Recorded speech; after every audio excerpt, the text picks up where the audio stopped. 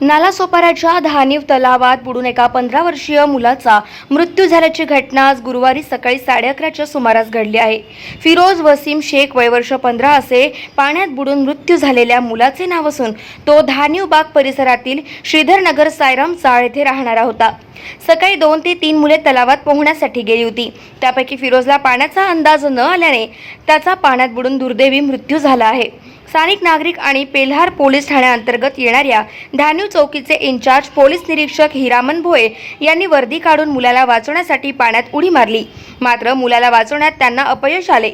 धानीव तलावातून रेल्वे कॉरिडॉरच्या ब्रिजचे काम सुरू आहे। घटनास्थळी कोणत्याही उपाययोजना किंवा तलावाला बॅरिकेड्स करण्यात आलेले नाही।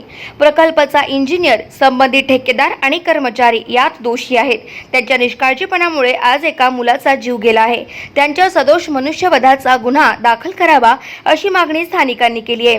ही दुर्दैवी घटना घडताच संतप्त नागरिकांनी रेल्वे कॉरिडॉरच्या कर्मचाऱ्यांना बेदम मारहाण करून एका बलेनो कारसह कार्यालयाची देखील तोडफोड केली। इथे 3 वर्षापासून हे रेल्वेने काम चालू केलं आहे आणि त्यांचं एवढं हलगर्जीपणा आहे, एवढं काम त्यांनी केलं, कुठे बॅरिकेटिंग नाही, काय नाही। त्याच्यामुळं मुलं इथे खेळण्यासाठी किंवा आंघोळीसाठी रेग्युलर येतात। म्हणजे ही पूर्ण हलगर्जी कॉरिडॉर त्यांचं काम आहे। जो कॉन्ट्रॅक्टर आहे त्याचंच हलगर्जीपणामुळे आज इथे हा मुलगा अपघात झाला।